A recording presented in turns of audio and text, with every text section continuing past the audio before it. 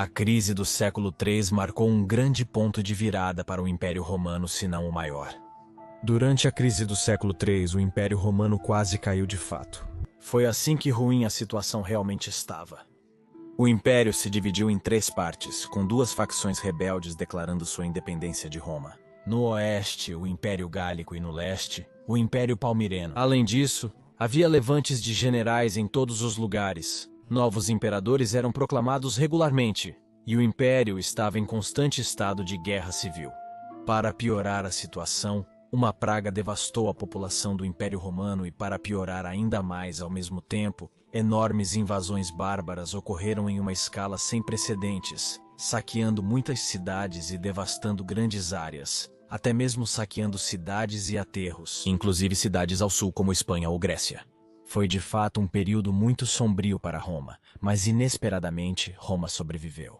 E não apenas sobreviveu, mas viu muitas reformas que de fato permitiriam que sobrevivesse por mais 200 anos no oeste, e por impressionantes 1.200 anos a mais no leste. Portanto, poderíamos ser levados a acreditar que o Império Romano se recuperou totalmente dessa incrível série de calamidades. Caso contrário, não poderia sobreviver. Ou será que se recuperou? O Império Romano realmente se recuperou totalmente da crise do século III? Ou foi apenas uma recuperação superficial, quando na verdade o dano que havia sido feito era tão profundo que na realidade continuava a crescer abaixo da superfície? Continuava a fester como uma úlcera, enquanto superficialmente tudo parecia ótimo novamente? Eu frequentemente penso como é possível que o Império Romano tenha sobrevivido à crise do século III. Se eu tivesse que colocar probabilidades no Império sobrevivendo a uma série tão insana de calamidades, eu diria talvez 20% no máximo. E ainda assim, não apenas sobreviveu, mas sobreviveu por mais 1.200 anos, o que é um pouco mais do que desde a fundação da cidade de Roma, até a crise do século III. Então, a crise do século III marcaria apenas o ponto médio, ou um pouco antes do ponto médio de toda a história de 2.200 anos dos romanos, que se estendeu desde a fundação de Roma até a queda de Istambul, ou seus últimos estados Trump. Então seríamos levados a acreditar que a incrível sorte que os romanos tiveram, a saber, gerar uma série de imperadores muito capazes, que estavam exatamente no lugar certo na hora certa, resolveu todos os problemas que eles tinham. E esse foi o fim do Império. Havia o heróico imperador Galieno que conseguiu reinar por incríveis 15 anos naquele tempo caótico, o que é uma conquista em si, quando normalmente todos não durariam nem alguns anos antes de serem mortos pela guarda pretoriana, ou por soldados irritados, ou por um rival. Galieno derrotou muitas tribos germânicas invasoras, e também foi o que percebeu a importância da cavalaria, criando o primeiro corpo de cavalaria dedicado. Então havia Cláudio Cóticos, que lutou com sucesso contra os Alemanni e derrotou decisivamente os temidos godos. Então o lendário Aureliano, que em apenas 5 anos reuniu o Império, derrotando ambos os impérios dissidentes, e também derrotando os godos vândalos Jutungi Sármatas e Carpi. Então Probus, que derrotou várias tribos germânicas e reconquistou os perdidos Agri e Decumates na Alemanha, e que se diz ter derrotado os Luigi tão completamente e totalmente que eles nunca mais representaram uma ameaça a Roma. E por último, claro, o próprio Diocleciano, que com suas reformas de grande alcance parece ter estabilizado o Império a tal ponto que ele retornaria a alguma forma de normalidade por cerca de 100 anos. Ou será que não? Bem, apenas olhando para os mapas, as coisas parecem melhorar novamente. As invasões bárbaras haviam sido interrompidas, e por cerca de 100 anos não ameaçariam o Império novamente em tal escala. Então o Império foi dividido em 4 partes, e mais tarde em uma parte ocidental e oriental, para permitir um governo mais eficiente, reduzindo assim a probabilidade de constantes guerras civis, pelo menos em teoria. Então, muitos foederati começaram a ser recrutados para as fileiras do exército, atraindo assim novos combatentes para a enfraquecida população romana, que carecia de mão de obra devido às décadas de peça cipriana, que provavelmente matou milhões. Então o exército foi reformado no sistema comitatensis e limitanei, afastando-se do antigo sistema de legião e auxilia, que era muito mais rígido. O equipamento também mudou para ser mais fácil de fabricar e não tão intensivo para manter. A cavalaria ganhou mais importância desde Galienos, Tudo isso criou o sistema do exército romano tardio, que era incrivelmente eficaz, pois era capaz de ser mais móvel e, portanto, lidar com ameaças muito rapidamente em todo o Império Romano. Então a inflação desenfreada que havia jogado muitas pessoas na pobreza estava sendo contida, pelo menos na superfície. Portanto, somos levados a acreditar que tudo estava indo bem novamente para o Império Romano. No entanto, a crise do terceiro século não foi realmente a causa, pois era muito mais um sintoma dos problemas sistêmicos subjacentes que o Império Romano intrinsecamente tinha desde que foi fundado. Porque, na verdade, já havia no segundo século o que poderíamos chamar de mini-crise do segundo século, onde os eventos quase saíram do controle de maneira semelhante. Eu falei sobre isso neste vídeo aqui. Já naquela época, foi apenas com grande dificuldade que essa crise pôde ser superada.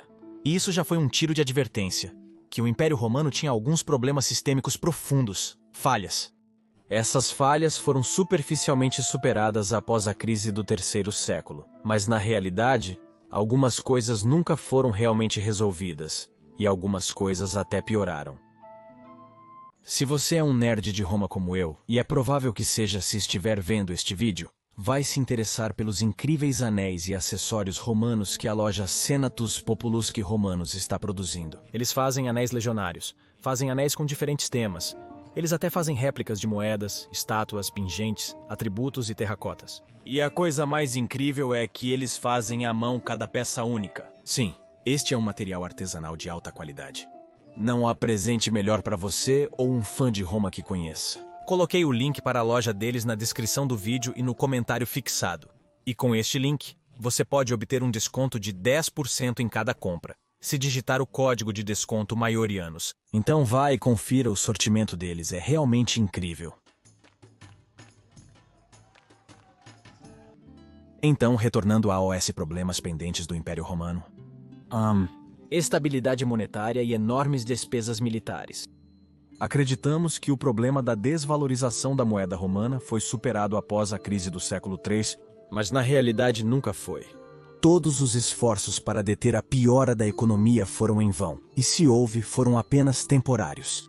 As moedas após o ano 300 talvez tenham se estabilizado por um tempo, mas os imperadores ainda tiveram que continuar a usar cada vez menos ouro e prata por moeda, portanto, a qualidade da cunhagem continuaria a cair. O problema era que na crise do século III, causada pela praga de Cipriano, e paisagens inteiras sendo devastadas por invasores bárbaros, muitas minas de ouro e prata foram realmente abandonadas. As grandes minas de ouro em Espanha já haviam sido abandonadas na crise do século II, e muitas das outras minas agora estavam vazias ou já haviam sido esgotadas. Mas o problema de que o enorme exército exigia muito pagamento nunca foi resolvido. Acredita-se que às vezes até 70% de toda a receita tributária do Império Romano era usada para manter o exército. Pense nisso por um momento. 70% de toda a receita tributária do Império Romano, apenas para manter o exército. Agora combine isso com minas de ouro e prata vazias, e com o problema de que novo ouro e prata só poderiam ser obtidos conquistando novo território inimigo. E você terá uma ideia. A única saída então era continuar desvalorizando a moeda, que foi exatamente o que aconteceu nos séculos 4 e 5 depois de Cristo. Isso, é claro, criou mais inflação, instabilidade econômica e, consequentemente, infelicidade da população, que em seu desespero total começou a se afastar cada vez mais dos antigos cultos e a adorar novos deuses, ou um novo Deus. O que criou um novo conjunto de problemas, por exemplo, levando a uma forte polarização da sociedade. E isso, é claro, agravou ainda mais o problema de que o exército receberia moedas de qualidade cada vez menor, o que na verdade significava que um soldado romano tardio ganharia efetivamente menos do que um soldado romano inicial, que ainda era pago em moedas de alta qualidade nos séculos 1 e 2 depois de Cristo. E isso significava achar novos recrutas. Estava ficando cada vez mais difícil, pois qual romano queria arriscar sua vida por nem sequer metade do pagamento que um legionário romano inicial havia recebido nos bons tempos? Por isso, cada vez menos romanos queriam se alistar no exército, uma das razões. Por que mais mercenários germânicos tiveram que ser recrutados? O que, claro, levou a uma nova série de problemas. Então você vê, nem a depreciação da moeda foi resolvida, nem o problema da falta de novas minas de ouro e prata, nem o problema de que o exército romano precisava de uma quantidade incrivelmente alta do orçamento de todo o império para funcionar adequadamente. Portanto, esse problema continuou a se agravar e a se agravar abaixo da superfície. E assim era apenas uma questão de tempo até a próxima crise externa atingir, que iria brutalmente expor esses problemas nunca resolvidos. Embora parecesse que o Império Romano teve um enorme sucesso na reforma do exército, o grande problema era simplesmente o tamanho imenso do império e suas longas fronteiras. Os romanos simplesmente nunca haviam antecipado invasões de tal escala sendo possíveis.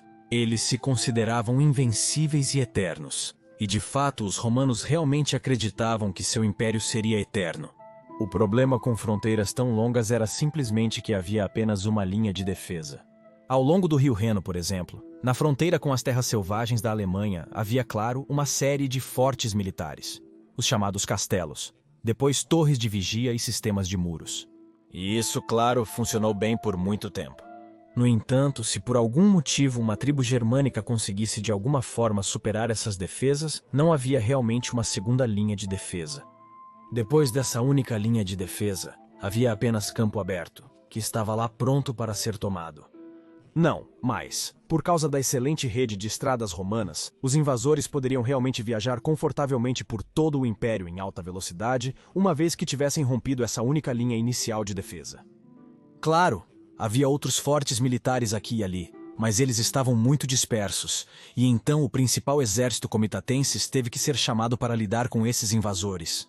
Mas quando o exército principal chegou, os invasores provavelmente já haviam saqueado inúmeras cidades. E esse problema nunca foi resolvido. Isso ficou muito evidente no início dos anos 400, quando vez após vez os invasores germânicos conseguiram penetrar profundamente na Itália, onde foram derrotados pelo heróico Magister Militum Stílico, apenas com grande dificuldade.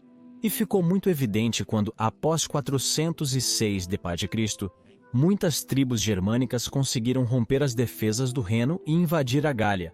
Uma vez que conseguiram superar as defesas do Reno, havia apenas terra aberta, que eles podiam atravessar sem oposição.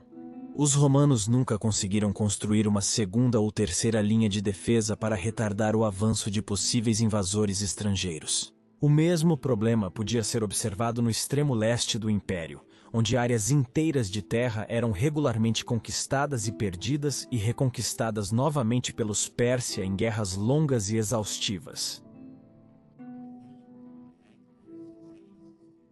Mas para mim, o maior problema do Império Romano era que nunca houve um sistema de sucessão coerente. Os romanos nunca conseguiram estabelecer um sistema de sucessão ordenado de um imperador para o próximo, sem guerras civis. Apenas brevemente os romanos conseguiram fazer isso, mas também então, apenas por um tempo limitado.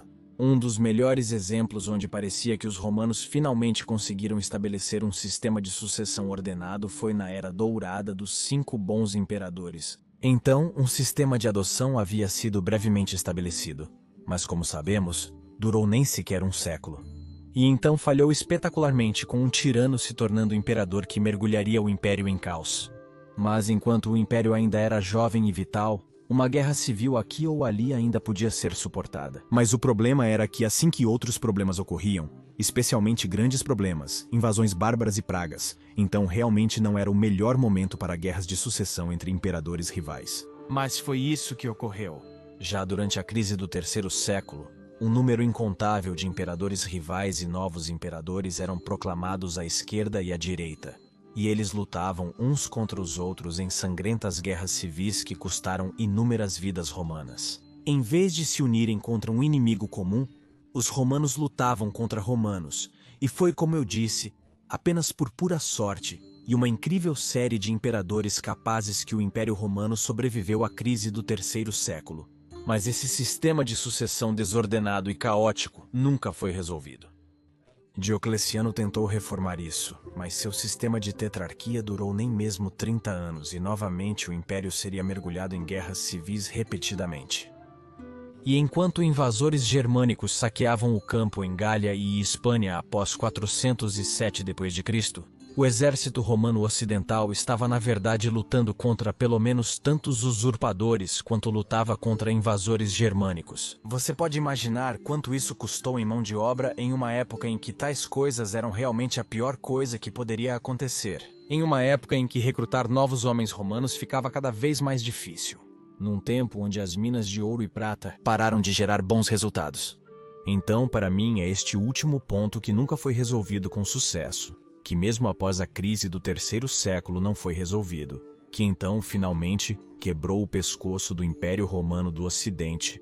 Você poderia dizer com razão que talvez o sistema do imperador em si fosse um sistema ruim e que o próprio Augusto era o culpado, mas vimos que o sistema da República Romana também era instável. E mesmo até a queda de Istambul, mesmo no final do Império Romano do Oriente, ainda havia usurpadores. Claro, essa lista não é exaustiva, e na verdade poderíamos ver com muitos mais exemplos que o Império Romano nunca realmente se recuperou da crise do terceiro século. Depois desse tempo, acredita-se que a população romana nunca mais alcançou os níveis altos dos primeiros e segundos séculos antes da peste antonina matar milhões nos anos 160 e 170 d.C. Além disso, muitas cidades que haviam sido saqueadas e destruídas por invasores bárbaros na crise do terceiro século nunca foram totalmente reassentadas e reparadas, ou se foram, muitas vezes apenas parcialmente. Por exemplo, a cidade de Lutetia, a atual Paris, nunca se recuperou da destruição dos anos 250 e 260 e metade da cidade ficou vazia e desolada depois disso. E isso aconteceu em muitas outras cidades do Império, não em todas, mas certamente em muitas. Além disso, o comércio nunca se recuperaria totalmente aos níveis do primeiro e segundo século. E a produção industrial nunca mais alcançaria os níveis da Pax Romana. Podemos ver isso impressionantemente nos núcleos de gelo da Groenlândia, onde a poluição do ar caiu significativamente no terceiro século, o que significa que a produção industrial diminuiu e nunca mais subiu tanto quanto havia sido no primeiro e segundo século, depois de Cristo. Além disso, a coesão social a partir daquele momento deteriorou-se cada vez mais. Novos cultos surgiriam, porque as pessoas buscavam refúgio na fé desses eventos brutais. E assim, o cristianismo já se elevou ao poder naquela época, e iria subverter os antigos costumes dos romanos, levando a uma polarização social de escala sem precedentes, que faria até a guerra cultural moderna parecer pálida em comparação. E em geral, o Estado se tornou mais autocrático, e as pessoas de classe baixa tinham menos direitos.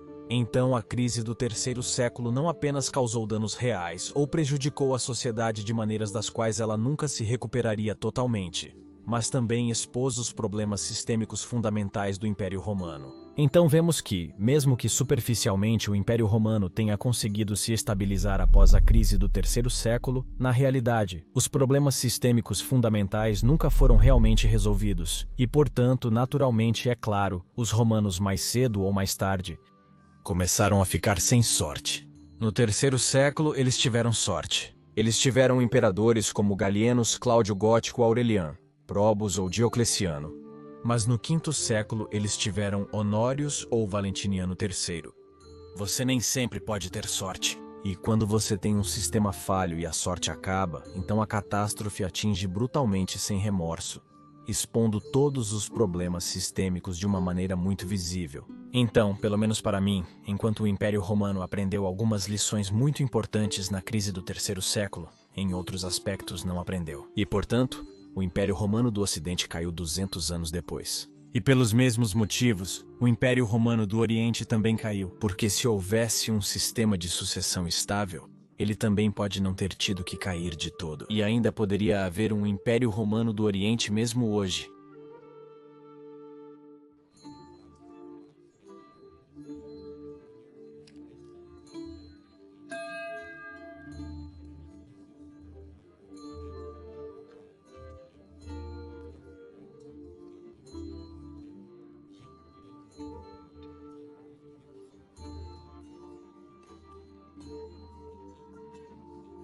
Muito obrigado, prefeito, por apoiar este canal de maneira tão generosa. Eu realmente aprecio muito isso. Este canal não funcionaria sem nossos incríveis membros do Patreon e do YouTube. Quero agradecer a todos que apoiam este canal de alguma maneira. Obrigado, Biago Amici. Se quiser entender mais sobre as guerras civis que abalaram o Império Romano do Ocidente, assista a este vídeo no canto superior direito. Mas se você quiser aprender mais sobre a Guerra Civil de Constantino e Maxêncio, você pode assistir ao outro vídeo no canto inferior direito. Agradeço novamente aos amigos da História Romana. Obrigado, Biago. Fique bem.